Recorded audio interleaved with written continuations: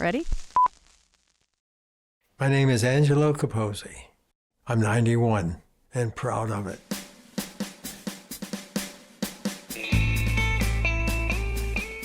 I got a lot of stories.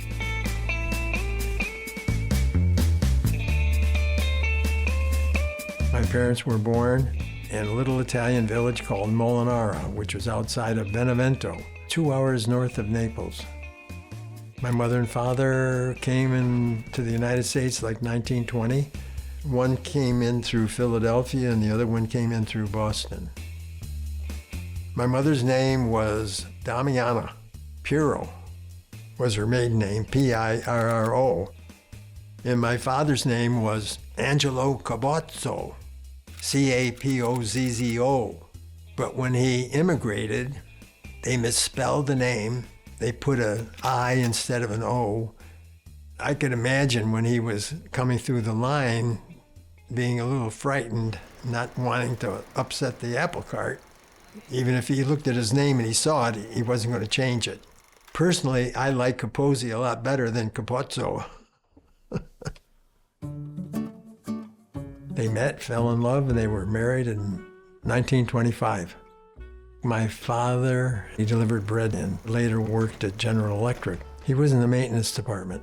And my mother, she worked in a clothing factory. And then she later went on to work in a shoe factory. My first brother was Pasquale, but we always called him Pat. Then my sister Mary and my brother Rocco. Angelo was born, and then Edward Richard.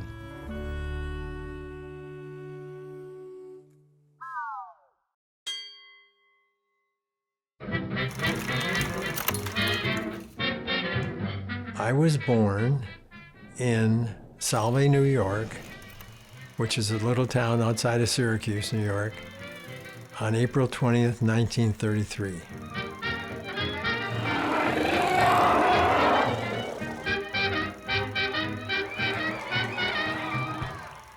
When you got up on Sunday morning, you always had the aroma of marinara sauce being cooked on the stove. Sunday was a big meal, like 2.5, 3 hours. That's the way the Italians were. We moved in 1939. We moved to Mattydale, New York. We were the only Italian family that I knew of that lived in that community. Mussolini joined Hitler during the war, and it cast a shadow over all the Italians. And I can remember as a 6-year-old, the neighbors didn't come out and say, "Welcome to the neighborhood."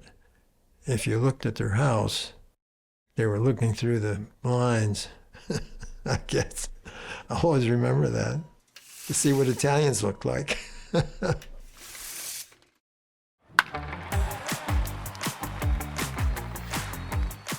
Well, I went to high school at North Syracuse High School. I played football, basketball, baseball, and 1 year I ran track.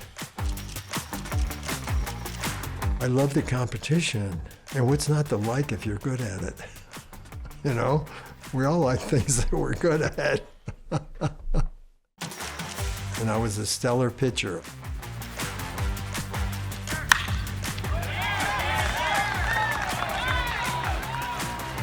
Willie Mays came up to the majors. He was an 18-year-old phenomenal baseball player that played for the Giants. That was his first day on the Giants, and he was a really funny guy. And they offered me a bonus to sign to go into professional baseball. And that's when I made probably the biggest decision of my life. God must have been watching over me. I decided that I better get an education. Baseball could always be there, but I should get an education.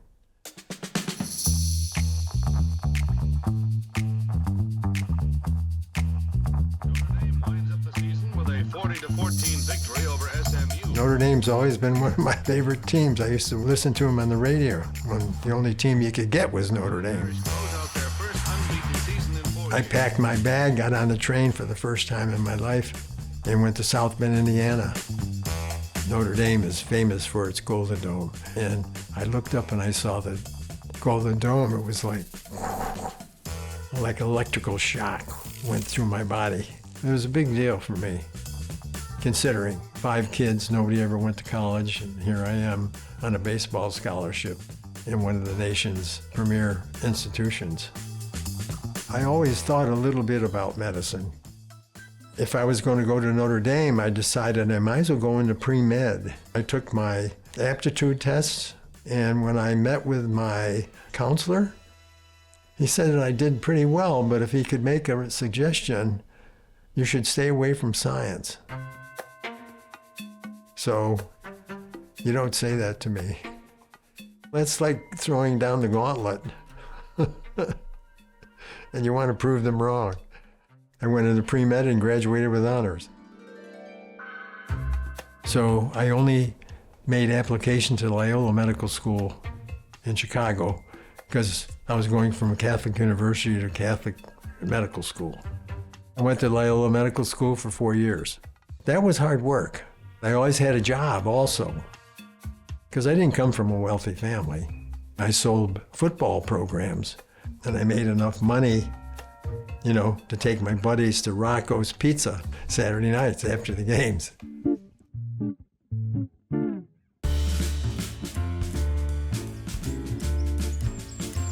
I met Angelo at Thanksgiving at our home in Barrington, Illinois. He was brought out by some friends, and I think it was to probably meet me, which I never liked that. So I pretty much ignored him. I got there late, so I ended up eating in the kitchen. Well, we hardly spoke. I thought she was a very nice girl. I was impressed with him because he was good looking and he had a crew cut. He filled the bill as far as looks. Several months later, I don't remember how long it was, we had a date arranged. She said she had her wisdom teeth out and she was all swollen. And I said to myself, likely story. But I did have my wisdom teeth pulled and I was all puffed out, so I didn't want to go out with Angelo at that time. I said, well, that's too bad. If you ever want to get together, you know how to get a hold of me. That's what I said. Well, this was 1958.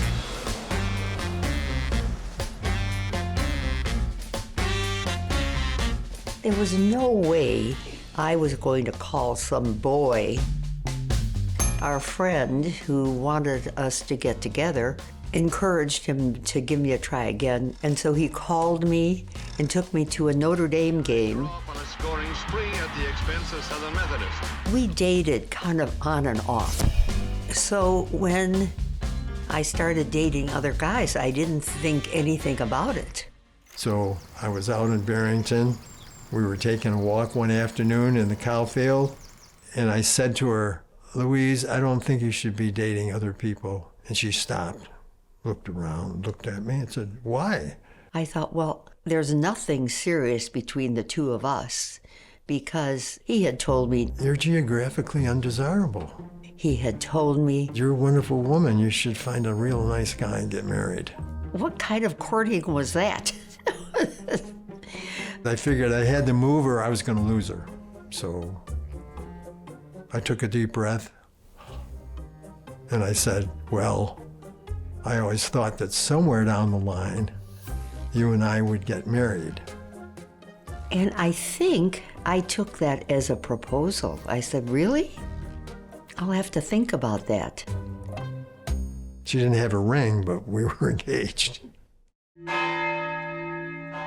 And then June 18th, 1960. Stepped, floating on air, and I leapt. It was a gorgeous wedding. My wedding day was one of the most happiest days of my life. I think we had 3 priests, so it was a solemn high mass. And then we had our reception at the Drake Hotel.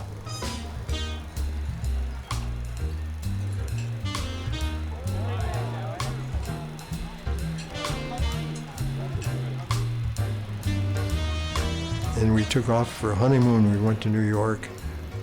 And then we went to Boston, and then we went to Martha's Vineyard. We went fishing, we went biking, we did everything.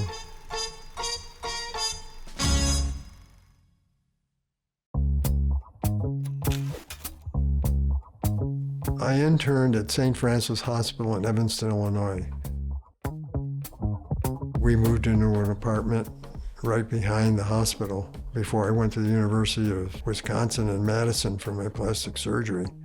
I decided to go into plastic surgery because I was blown away by the diversity of things that you could do as a plastic surgeon. You really had to have an artist's imagination to picture things and what you wanted to do with it and how you wanted to make it look. I was one of the 1% of people that really enjoyed going to work every day.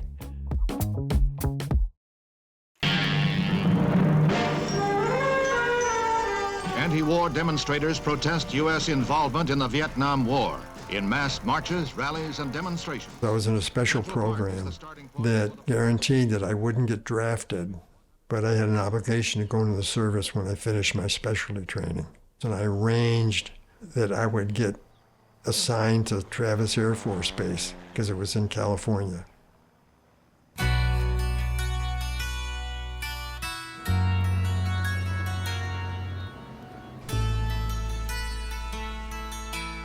I met Vince Panisi, who was a plastic surgeon from Mill Valley, and he offered me a job to stay in San Francisco. When I went home and told Louise, she turned white. And she said, "Great.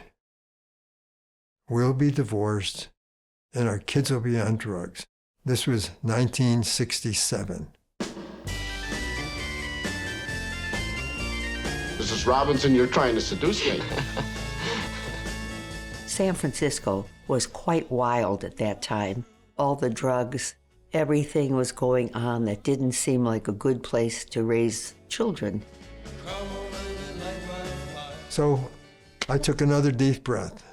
The second deep breath I took since I knew her. And I said, "Well, honey, I know where I want to spend the rest of my life. You're going to have to make a decision." He's a pretty strong guy. I only said it because I knew she wasn't going anywhere. So that's how we ended up in Tiburon. I think after we were here and living in Tiburon, maybe 2 weeks, this was my place. San Francisco was a beautiful city. I remember the first day that I was walking down Post Street. Wow, I was 10 feet off the ground. I said to myself, God, this little Italian kid from Mattydale, there I'm walking down Post Street in San Francisco, going to my medical office. I mean, what can be better than that?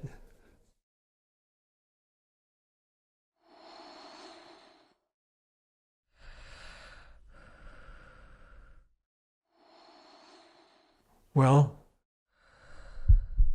it wasn't easy for us to have children. It was like clockwork. I would have a premature baby and they'd be born at 6 months. Now they keep 6-month babies alive. But back then, they would live for 3 or 4 days, 5 days, and then they'd die. We had 4 live births that didn't make it, and we had 1 miscarriage. So that was really tough.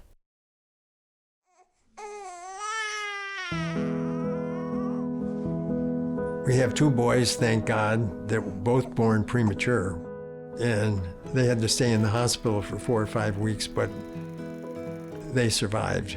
I thank God quite often that we had the 2 who did live, because that was a pretty wonderful thing.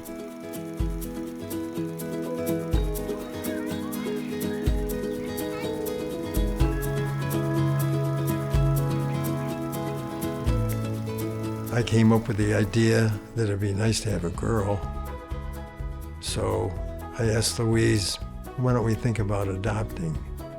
The day we got Jeannie, Lenny was starting kindergarten.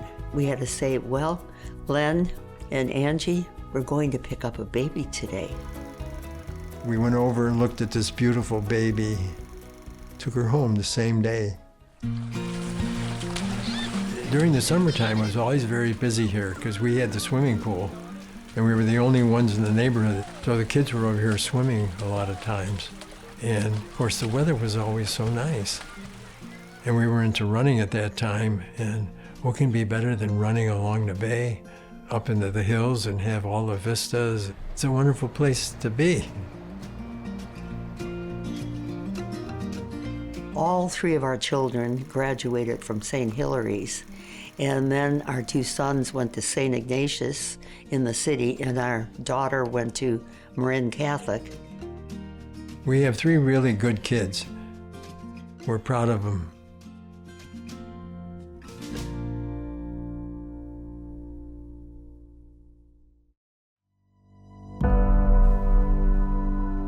I became a member of Rotary at the suggestion of one of my referring physicians. And I enjoyed a lot of the projects that they were doing, because the theme of Rotary is service above self.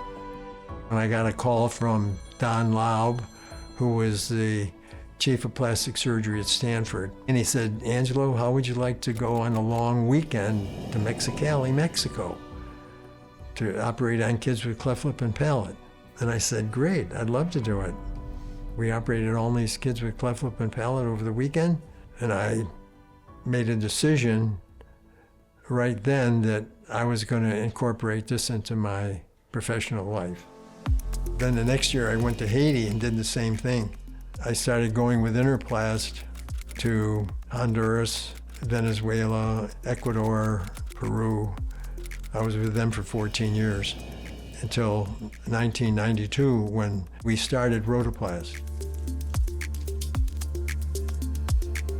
I called up all my medical friends, my nurses, and all this kind of stuff. We put this team together. We went down to La Serena, Chile, operated on 132 kids. That's how it started.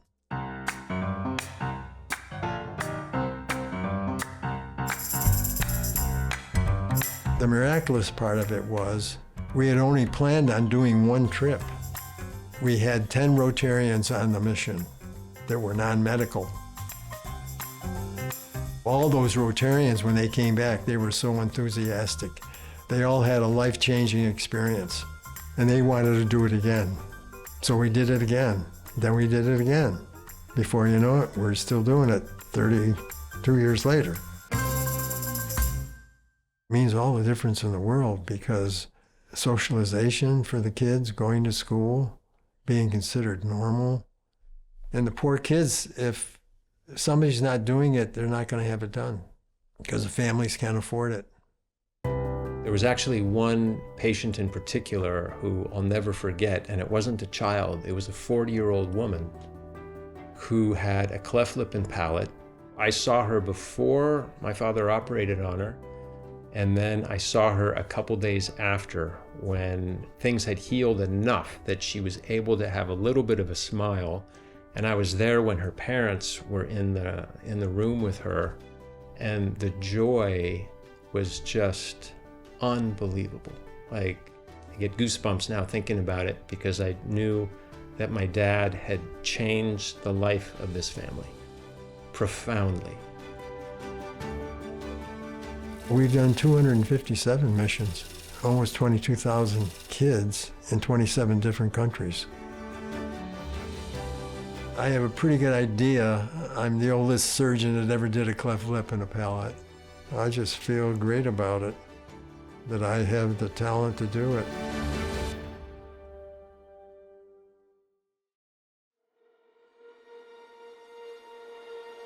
My medical license expires April 20th, 2025. I'll be 92 years old.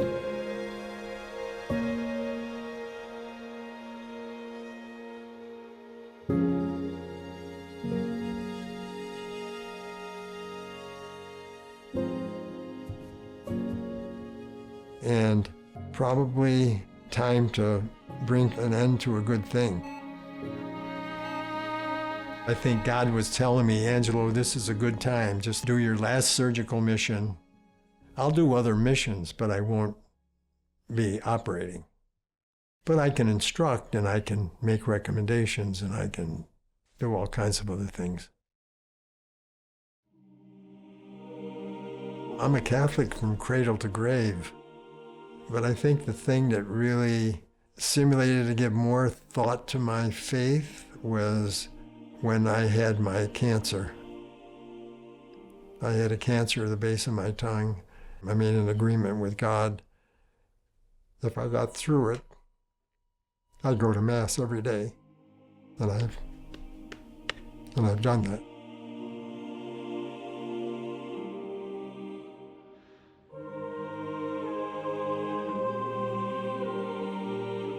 Dad has had a certain light and gift in his life. In gratitude for that, he's been generous with his life in his vocation, but also as a family leader, as father and husband, and we're all grateful for that. He's a mover and shaker. So it's never been boring. It's been a very interesting life.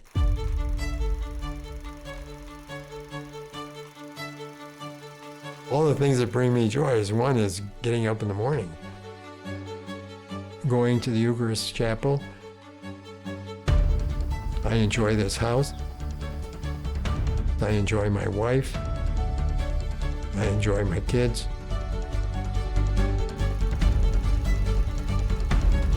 So I'm happy. I think we've had a great life.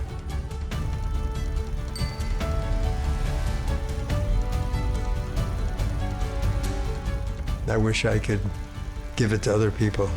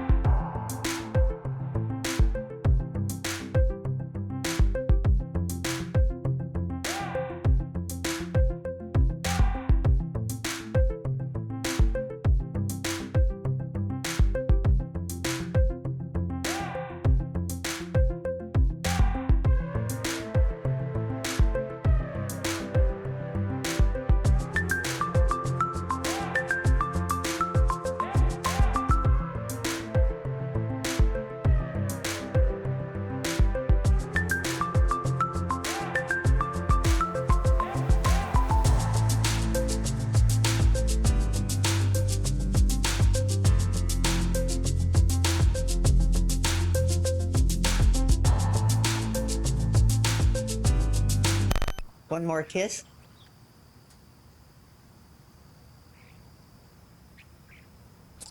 Oh, She can't hold her breath as long as I can. smooch. Okay, that's a wrap.